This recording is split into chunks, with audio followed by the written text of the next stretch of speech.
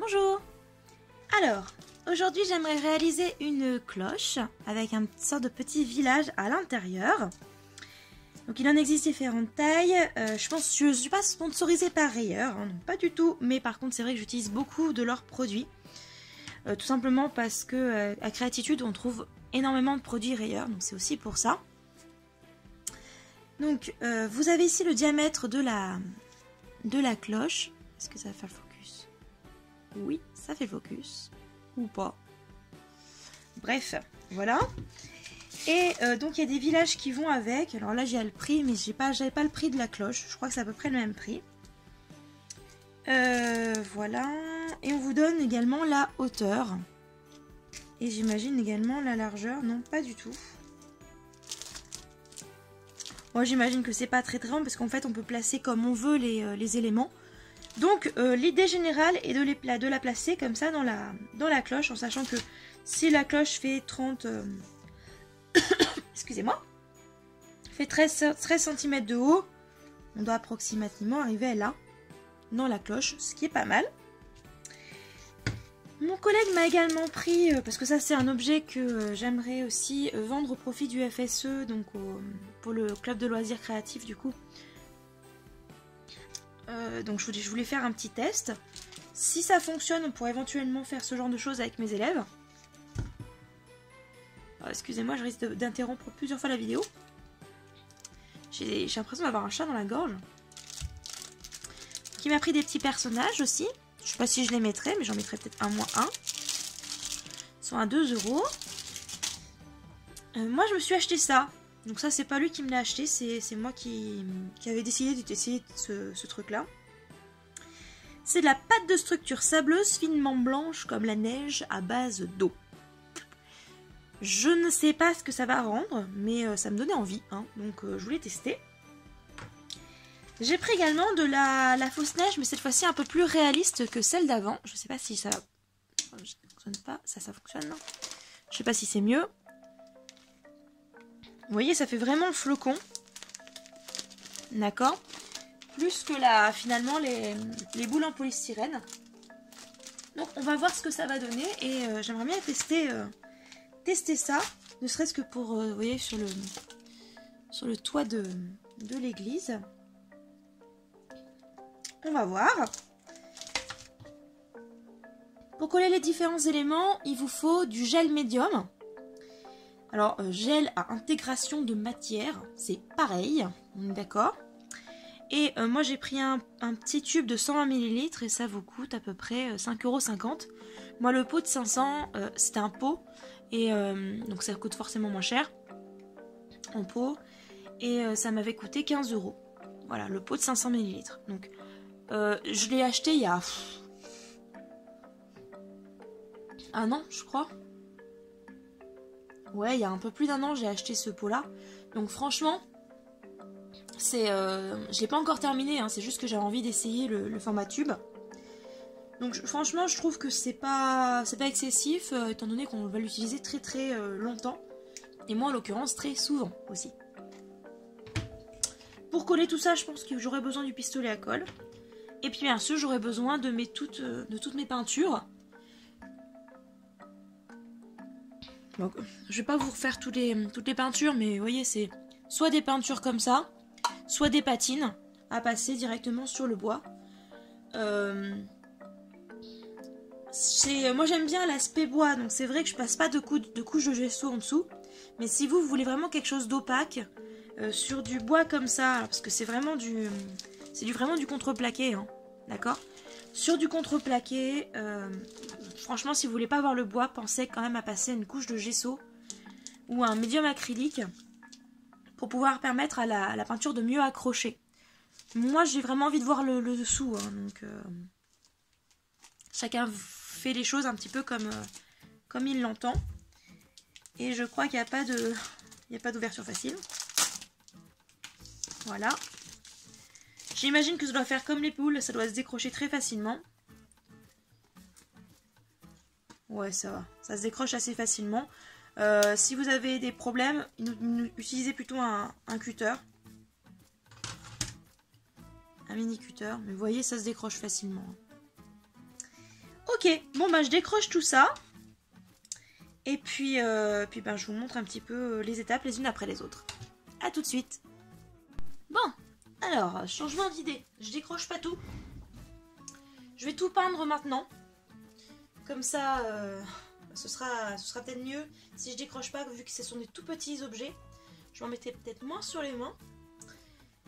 Donc, je vais commencer avec la peinture parce que c'est beaucoup plus facile et prêt à nettoyer. J'ai choisi donc 3 peintures différentes. Ce sont des peintures de F Déco et 2 patines différentes. Enfin, 2 mousses embellissementes, mais en fait ce sont des patines.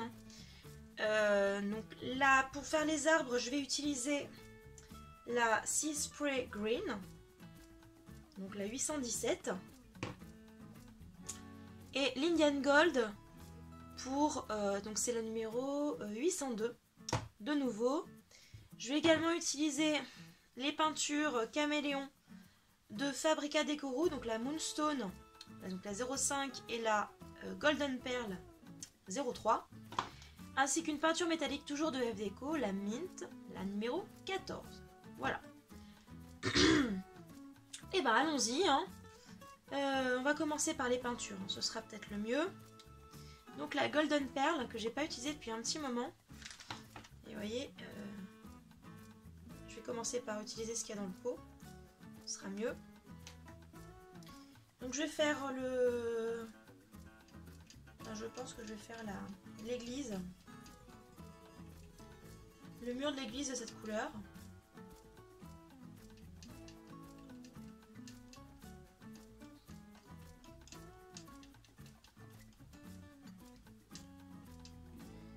Vous voyez, hein, c'est une peinture qui est assez couvrante quand même si elle est à base d'eau. Mine de rien, on voit pas tant que ça finalement le bois en dessous. J'ai réussi quand même à me mettre là. Hein. C'est dingue ça. Ah, je me disais bien aussi que c'était pas à plat. Ah, zut. J'ai mis de la colle chaude dessus. Et j'ai pas nettoyé tout de suite. Et ça colle. J'ai changé mon fond. Parce que je trouvais que ça faisait trop de reflets. Que c'était pas agréable. C'est déjà pas agréable pour moi, donc j'imagine que pour vous à regarder, c'était pas terrible non plus. Donc en fait, je pense que j'utiliserai ma table en verre uniquement quand il y aura beaucoup de luminosité, donc plutôt vers le printemps et l'été.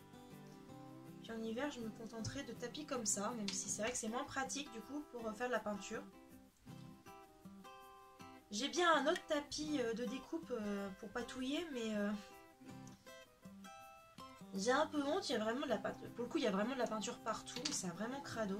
Donc c'est pas non plus très agréable à regarder. Donc, quand je suis toute seule, enfin quand je suis toute seule, je suis encore toute seule hein, ici, hein, évidemment.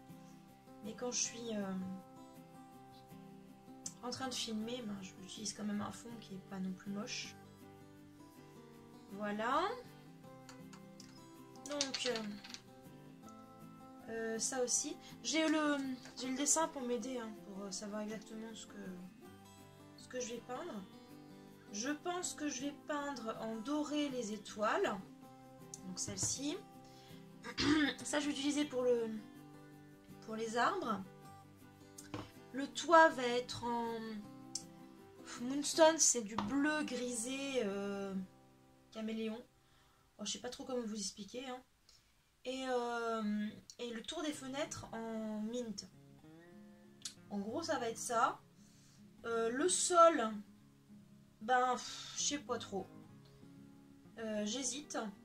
J'ai un marron qui pourrait convenir, mais je trouve que ça fait quand même déjà beaucoup de couleurs. Je vais y passer un peu de temps déjà. Et si je recouvre si je recouvre de neige, je suis pas sûre que ce soit très, très bien. Après, c'est un truc qui doit être très, très petit. Hein. Vous voyez, donc je pense que je vais quand même le peindre avec une patine marron. Histoire de faire un peu comme un sol. Et puis je vais saupoudrer un petit peu de paillettes. De paillettes de neige. Je pense que si je fais ça quand la peinture est encore humide, ça devrait tenir. Donc là je vais vous passer toute la peinture, hein, évidemment. Là je suis juste en train de vous expliquer ce que je vais faire juste après. Pour vous montrer à quoi ça ressemble. Donc ce que je vais faire, c'est que je peins tout ça. Je l'assemble avec vous. Pour vous voir c'est avec vous si c'est facile ou pas. Je me spoile pas, hein, je regarde pas du tout comment on fait. Je fais ce qu'il ne faut surtout pas faire avec mes élèves, c'est-à-dire je ne lis pas la consigne jusqu'au bout. Mais ce qui en réalité est ce que la plupart d'entre nous faisons au quotidien, en réalité. Donc on va faire les choses les unes après les autres au fur et à mesure. Et puis on va voir si j'ai bien tout compris et si j'arrive à monter correctement l'affaire. Je suis vraiment désolée. Hein. Je reviens d'une formation à Nancy.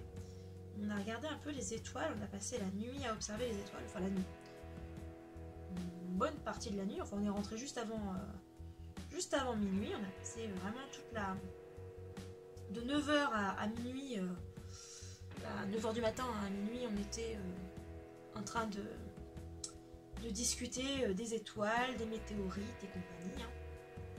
C'était super intéressant comme formation. Et je crois que malheureusement, c'est un peu pelé, hein, c'est vrai. Et je crois que malheureusement j'ai attrapé la crève. Ah, c'est fantastique ces formations. C'est une formation Maison pour la Science. Donc ils font des formations spécialement pour les enseignants. Et là en l'occurrence, c'était... Moi j'aime bien faire des formations pour ma culture générale. C'est pas juste pour mon boulot, hein. Franchement la partie système solaire c'est une partie tellement mince de nos programmes que en fait en réalité moi je le fais surtout pour je l'ai surtout fait pour me mettre à niveau pour mes cours, hein, pour me mettre à niveau par rapport au programme de cycle 3 puisque je fais de la science et technologie, c'est-à-dire que j'enseigne à la fois SVT, physique, chimie et technologie. Évidemment, moi je suis prof de SVT au départ, donc forcément tout ce qui est un petit peu physique, chimie et surtout techno, j'ai besoin de me former en continu pour être meilleure parce que c'est pas forcément ma formation initiale. Hein. Voilà. Mais je trouve que je m'en tire plutôt pas si mal que ça. Et puis du coup avec les formations comme ça en plus, ça permet comme ça de s'améliorer et de progresser. Plein d'idées de maquettes à faire avec les élèves, je sens que je vais m'éclater. Et eux aussi. En fin de compte, on est de grands enfants. Il aurait fallu nous voir là ces derniers jours. En fait, on a essayé de voir la différence entre des cratères. On a essayé de modéliser la différence entre les cratères d'impact de météorites avec les cratères d'explosion et d'effondrement. Donc on a joué avec des pétards, de la farine, du couscous et du benko. Je crois que c'était ça, ou enfin une squeak, enfin, peu importe, c'était un cacao. On était de vrais gamins. De vrais gamins. C'est pareil, hein, l'histoire de la pression. On mettait un ourson guimauve dans une chambre sous pression, puis faites le vide. Et quand vous faites le vide, votre ourson il va gonfler. Un peu comme quand on contracte le diaphragme, que les poumons se remplissent d'air. En fait, ce qui se passe, c'est que c'est comment dire, ça fait un appel d'air, si vous voulez. L'air est obligé de se déplacer en fait dans nos poumons. Et là, en l'occurrence, quand on met un ourson guimauve et qu'on fait du vide d'air, en fait, le volume d'air ne change pas. Du coup, c'est le volume de l'ourson qui doit changer. Et donc, il grossit. Il s'écarte et puis vous voyez la guimauve à travers les petits fragments de chocolat qui ont été éclatés.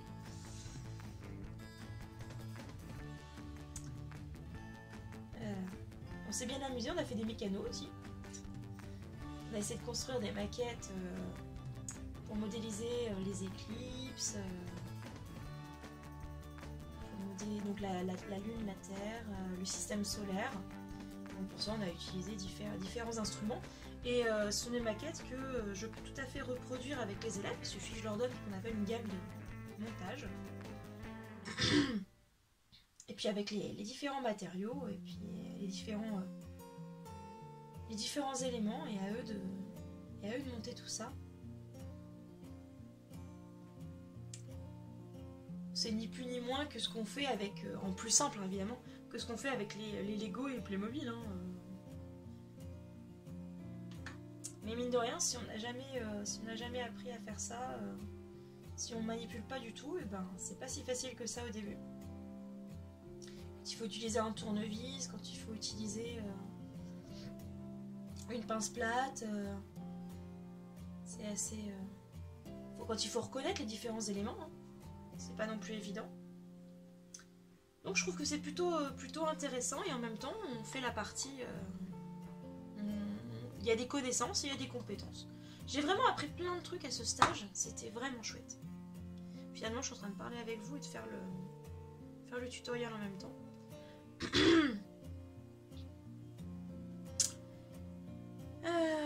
Donc ça, si ça vous intéresse, faire ce genre de parler d'aller vous former sur ce sujet-là, sur les étoiles, c'est à Nancy, donc c'est à côté de Salbris.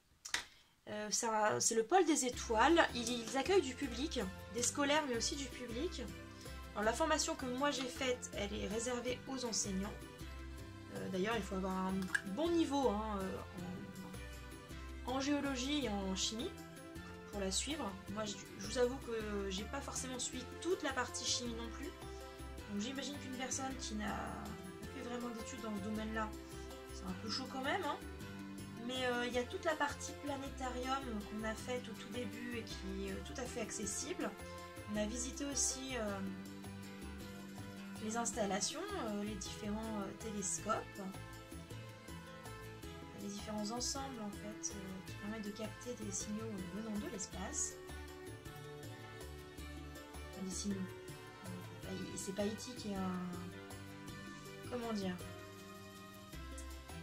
On peut capter différents éléments qui sont détectables dans le système solaire.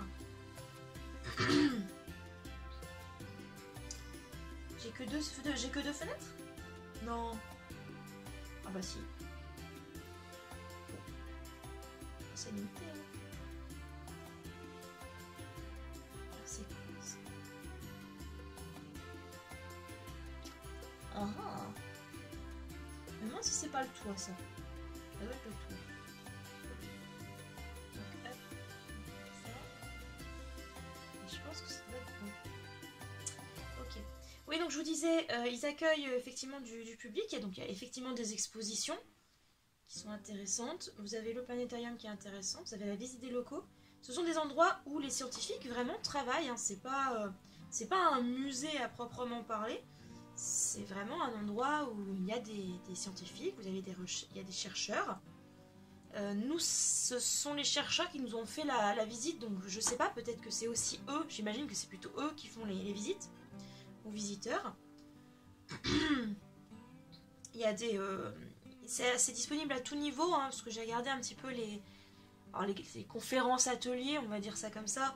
Il y a vraiment tous les âges.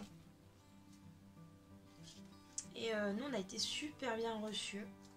Vraiment. Franchement, je vous le conseille. Moi, j'y étais jamais allée. Et je pense que j'y retournerai, que j'amènerai mes enfants. Ça va peut-être pas suffisamment foncé, ça. Quoique.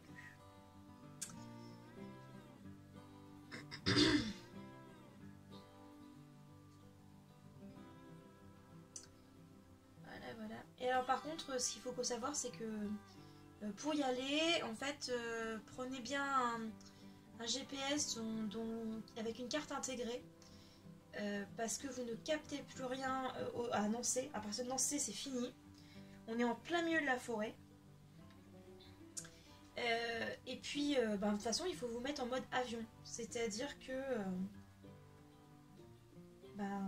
vous ne pouvez plus... utiliser des ondes dans la station, c'est normal, hein, il faut pas que ça perturbe leurs recherches. Donc on est tous en mode avion. toute façon, ça sert à rien de garder le wifi allumé pour si c'était pour internet parce que vous captez rien. Hein. Et puis ben, ce serait bête de perturber le travail des chercheurs, quoi. Ça m'a fait un bien fou de me déconnecter complètement. Bon après, quand j'ai passé lancé, j'ai reçu tout un tas de notifications du boulot. Burk. Enfin, Burk. Non, j'aime bien mon taf. Hein. Pardon, mon travail, excusez-moi. C'est pas le problème, c'est juste que ça m'a fait du bien de me concentrer sur ma passion et ouais, ça fait du bien de se concentrer un petit peu et de penser un petit peu égoïstement à soi. D'une certaine façon, on pense aussi aux élèves hein, parce que on fabrique des maquettes pour eux, on réfléchit à ce qu'on va faire avec eux, mais la démarche de faire une formation, c'est aussi une démarche un petit peu égoïste mais positive. On a envie d'évoluer, on a envie de s'améliorer, on a envie de se mettre à jour et c'est très agréable de sentir qu'on évolue, je trouve.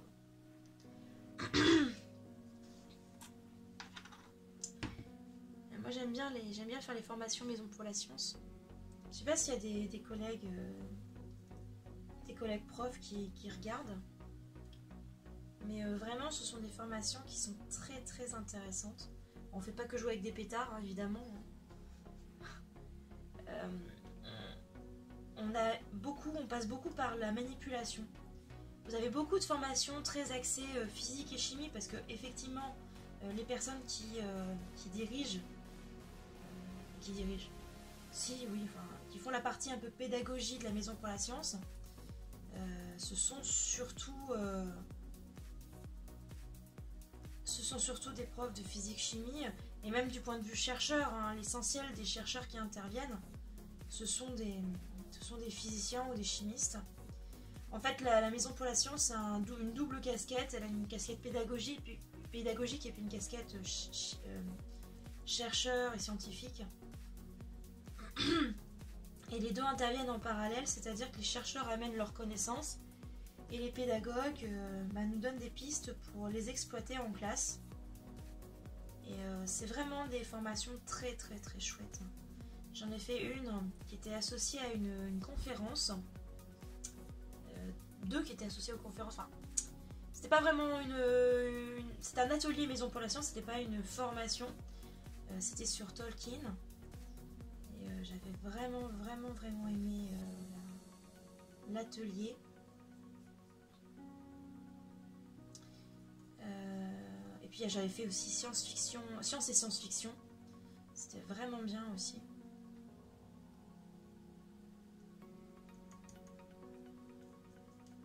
Et d'ailleurs, j'ai intégré tout ça dans mes cours. L'intérêt, c'est aussi qu'on repart avec toute une flopée d'idées qui sont exploitables quasiment tout de suite, en fait. Si on a bien réfléchi déjà à ça pendant la formation, et on nous laisse le temps de réfléchir, c'est ça qui est chouette aussi. Si on a bien réfléchi à ça durant la formation, on a vraiment de quoi faire très rapidement et on peut vraiment faire plein de choses. Donc...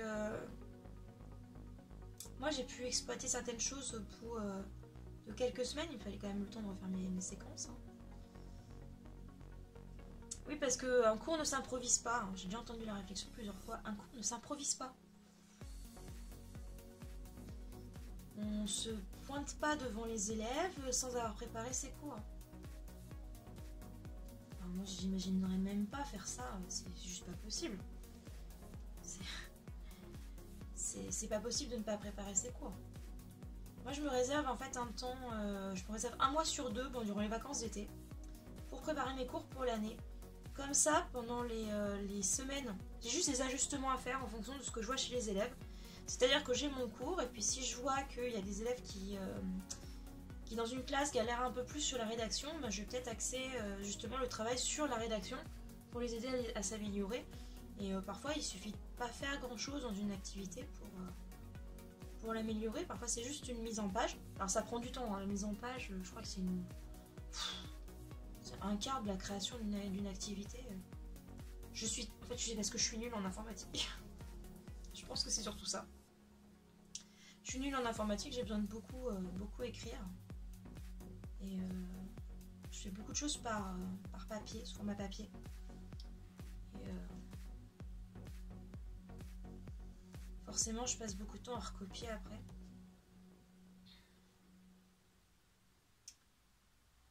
Mais oui, ça donne plein d'idées. Alors, c'est vrai, je vous dis, ce sont des formations limitées aux profs. Et par contre, c'est pas limité dans les matières. C'est-à-dire que si vous êtes professeur des écoles, ou si vous êtes prof d'histoire, ben, vous avez aussi accès à ces formations-là. Et il n'y a pas suffisamment de profs d'élémentaire qui sont formés, en fait. Qui ont ces formations-là. D'abord parce que souvent, ils n'ont pas des formations scientifiques. Donc c'est vrai que ce ne sont pas des domaines qui les intéressent particulièrement. Et puis, je pense que c'est parce que c'est aussi un peu loin, c'est à Orléans. Et vraiment, ça vaut le coup. Hein. S'il y a des personnes qui sont PE ici et qui sont intéressées, vraiment, ça vaut le coup. C'est la plupart du temps très accessible. Et puis, même si pour vous, vous êtes vraiment néophyte dans un domaine, il suffit de poser deux, trois questions, on vous explique en fait.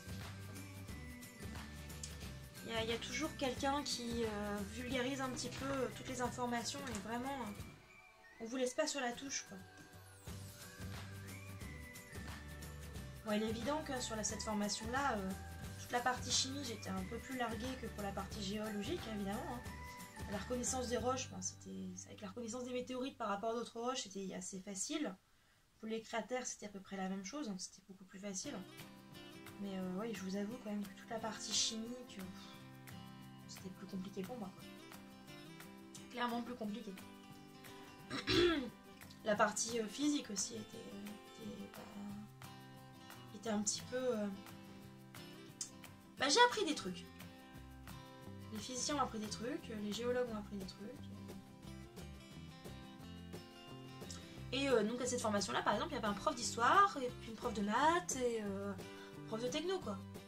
C'est pas réservé uniquement aux profs de sciences. Et aussi les autres.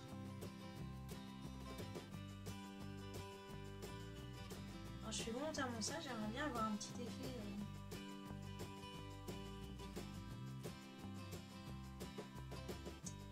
bois, un petit effet bois. Oh zut, un petit effet de terre.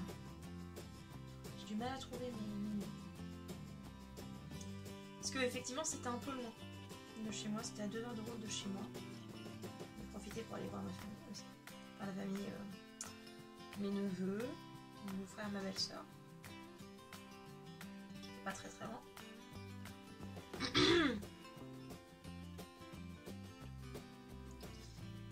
Comme ça j'étais moins loin, j'y suis allée le dimanche soir, comme ça j'étais moins loin pour la formation lundi et mardi.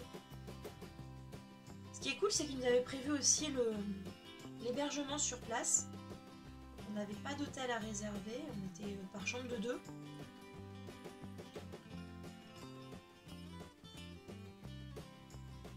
Et puis comme chacun a sa voiture, quand on est fatigué de la soirée d'observation, on a pu rentrer comme on voulait. Hein. On est grand, hein, évidemment, on va pas nous fliquer. Évidemment, on a des feuilles d'émargement à signer, mais si à 23h on est fatigué, on rentre à 23h, et puis si les autres sont fatigués à 23h30, ils rentrent à 23h30, et puis voilà quoi. Je me demande si je le laisse pas quand même ouvert pour pouvoir peindre ça. Finalement, j'aurais fait toute la peinture avec vous. Le jaune est excessivement sec, hein. Je me permets de me rajouter un petit coup d'eau.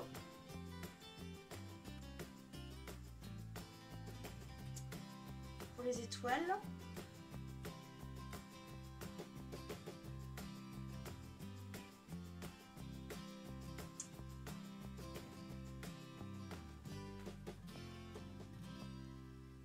Voilà. Donc ce week-end, il y a le marché de Noël d'une ville à côté où je vais du coup pouvoir exposer et vendre au profit du FSE. Je suis super contente. J'ai déjà fait tous mes tests.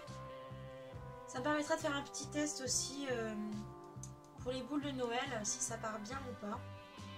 Puisqu'on va l'exposer aussi au marché de Noël du collège, cette fois-ci en terme. Et j'espère qu'on récoltera plein de sous pour les élèves. Ça sera cool. Et j'espère aussi pour les collègues, parce qu'elles sont vraiment vraiment investies là-dedans. Et ce serait chouette qu'elles soient... qu'il y ait plein d'élèves et qu'elles soient récompensées. Enfin, qu'il n'y ait pas plein de parents et des élèves d'élèves, qu'elles soient récompensées.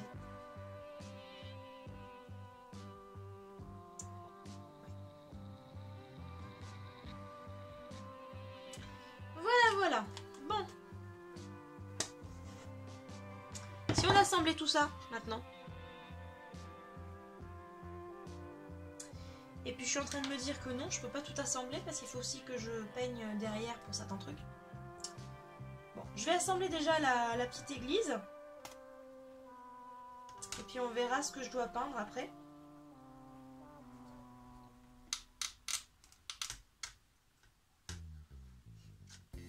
Tac. Donc ça c'est le devant.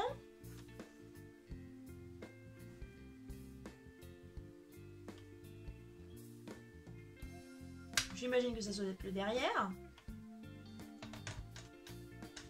Hop.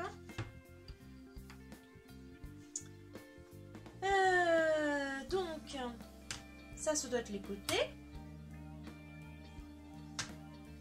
Voilà. Ce sont les mêmes.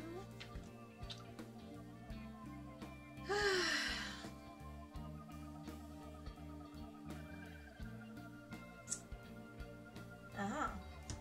Donc, logiquement, ça se passe comme ça. Voilà.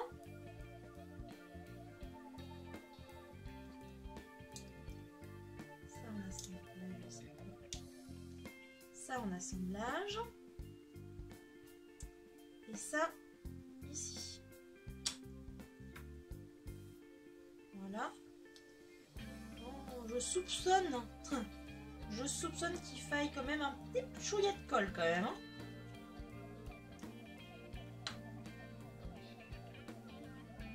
Voilà. On va voir si ça tient. Donc ça c'est bon. Ensuite, vous l'avez vu sauter? Ah bah là pour une fois vous l'avez en direct ma bêtise. Ça je vais pas couper. Donc j'imagine que ça doit être ça. Hein. Tac.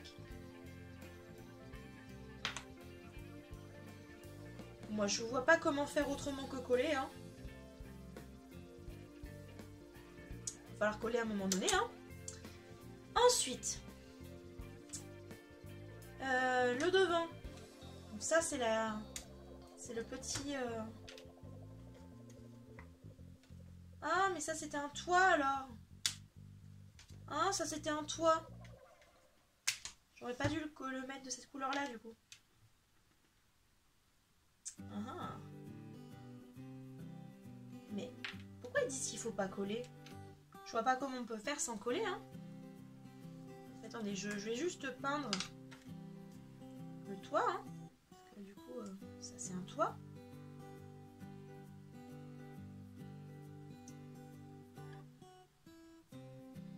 Donc, on va attendre que ça sèche un petit peu. Ok.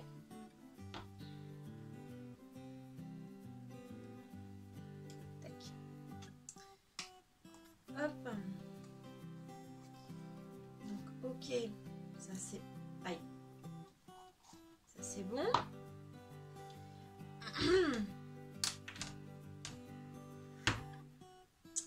Donc,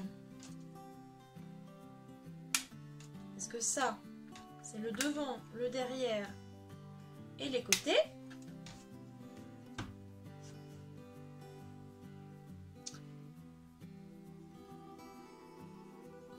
Ah! mais ça c'était aussi ça. Bon bah j'ai encore fait une bêtise. Hein. On va repeindre aussi.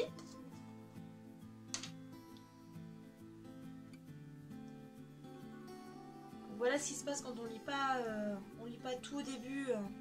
On n'essaie pas d'imaginer ce qu'on doit obtenir. On fait des bêtises. Ça rendra pas exactement comme le reste du toit, mais pas grave. Hein. Donc normalement par contre,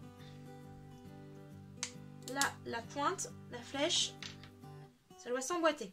Ça ne doit pas se coller, ça doit s'emboîter, ça c'est sûr et certain. Et il va falloir quand même que je le peigne. Hein.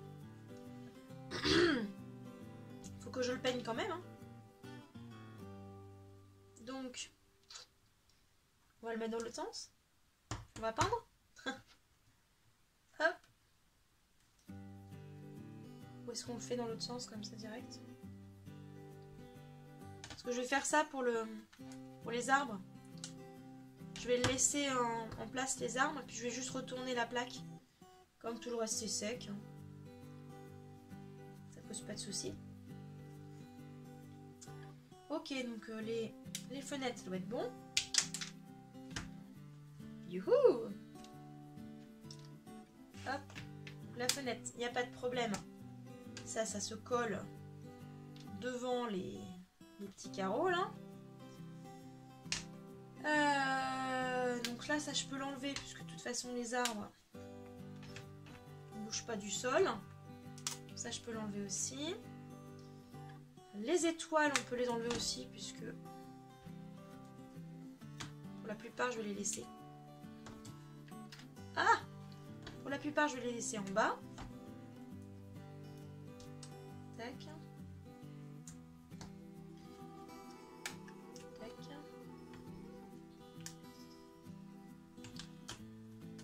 Hop. Bon, tout ne se détache pas très bien. Hein. Vous avez vu, je vais en laisser quand même quelques-unes là. Parce qu'il y en a certaines qui seront debout. Je sais pas comment ils font tenir debout par contre. Je sais pas comment ils font coller. Ils font se relever les étoiles. Et comment ils les tiennent relevées.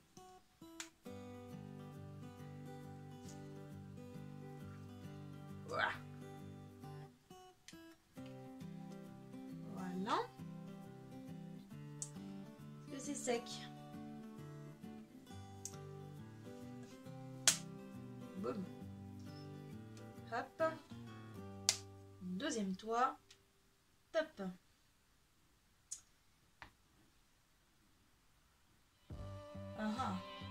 Ah ouais, d'accord.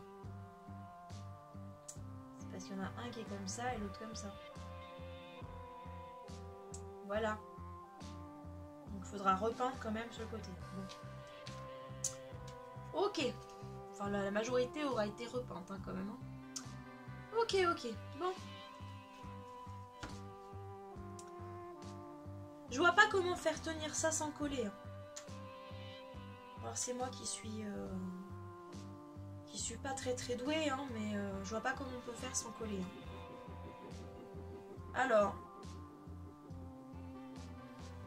est-ce que ça permet de coller aussi? Oui. Je vais voir un petit peu si j'ai pas de notre colle.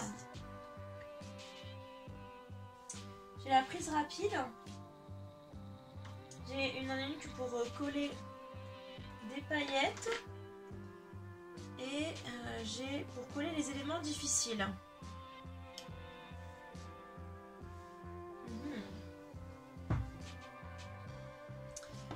J'ai essayé quand même avec le gel médium au début. Hein.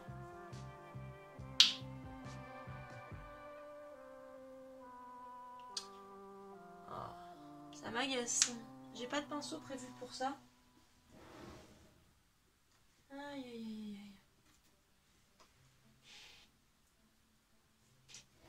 On va essayer avec celui-là.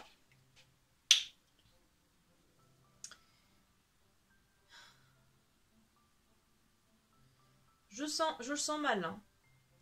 Je vous le dis tout de suite. Je le sens mal. J'ai pas de colle à bois. Donc on improvise aussi, hein.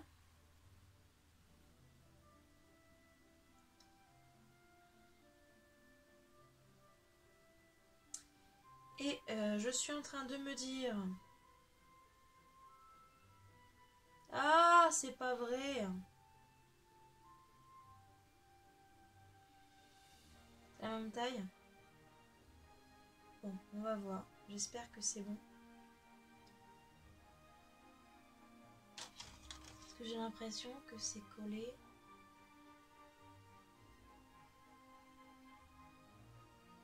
Si, ça a l'air d'être bon. Ça a l'air d'être comme ça.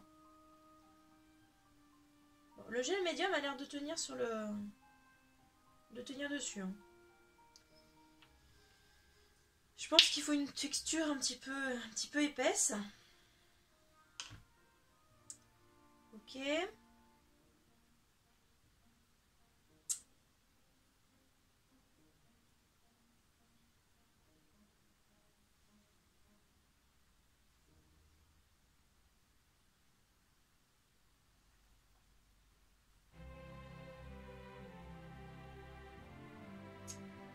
Ok.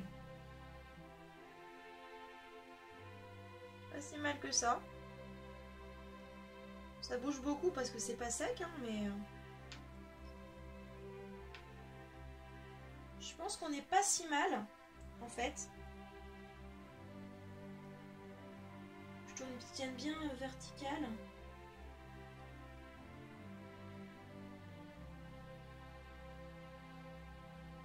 Pas si mal, hein. C'est pas si mal. Je vais en remettre un petit peu. De toute façon, à l'intérieur, on s'en fiche, hein.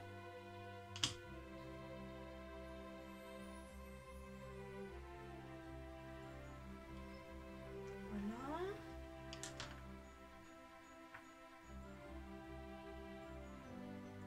Ça va à l'extérieur. L'avantage du gel médium, c'est que ça devient transparent quand ça sèche. Et comme j'ai choisi des peintures métallisées, qui brillent du coup un tout petit peu, c'est pas très grave si je dépasse.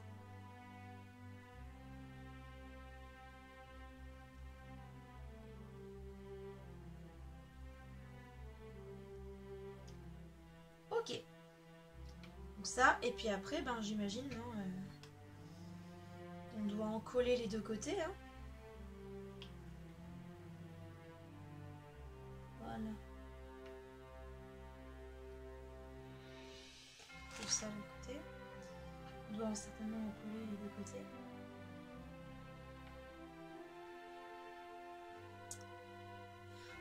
Normalement, ça va pas dépasser.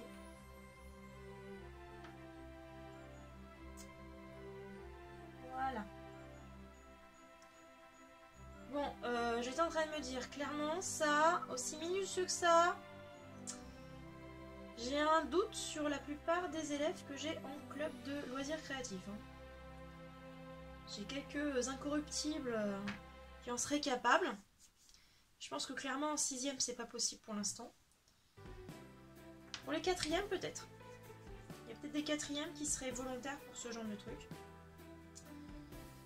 Ouais. Ça va pas être... pas non plus évident. Hein.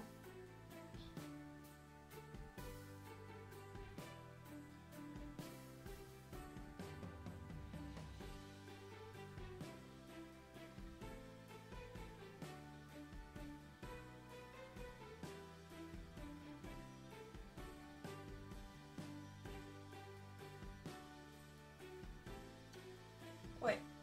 Non, ça va le faire. Ça va le faire. Juste les sécher tranquillement. Et ça va le faire. Ok. Bon, on va faire la même chose pour tout, hein, j'imagine. Hein. Et à chaque fois, en fait, c'est la façade qui est devant, visiblement. Donc, il faut faire la même chose.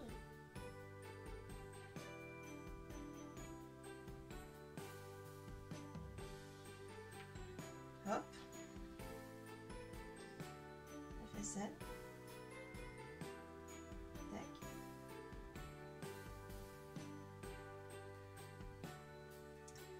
je suis pas sûre que vous ayez besoin de... Je sais même pas si vous voyez bien, parce que du coup je suis assise. J'ai pas vérifié le retour caméra. Du coup ça faut le coller sur le... J'ai pas de derrière parce qu'il faut le coller directement sur la porte. Bon bah vous avez deviné hein, la caméra a coupé. Alors j'ai tout monté, le plus compliqué c'était le toit. Clairement c'était le toit. J'ai utilisé la colle à prise rapide. Ensuite j'ai mis un peu de gel médium. J'ai saupoudré de neige. Voilà. J'ai également mis de la colle ici pour pouvoir bien maintenir la cloche en place. Et puis j'ai envie de vous dire, voilà, hein, roulez jeunesse. Hein. Donc je vais vous faire quelques petites photos pour que ça rende un peu mieux, mais je trouve que la neige elle fait plus réaliste que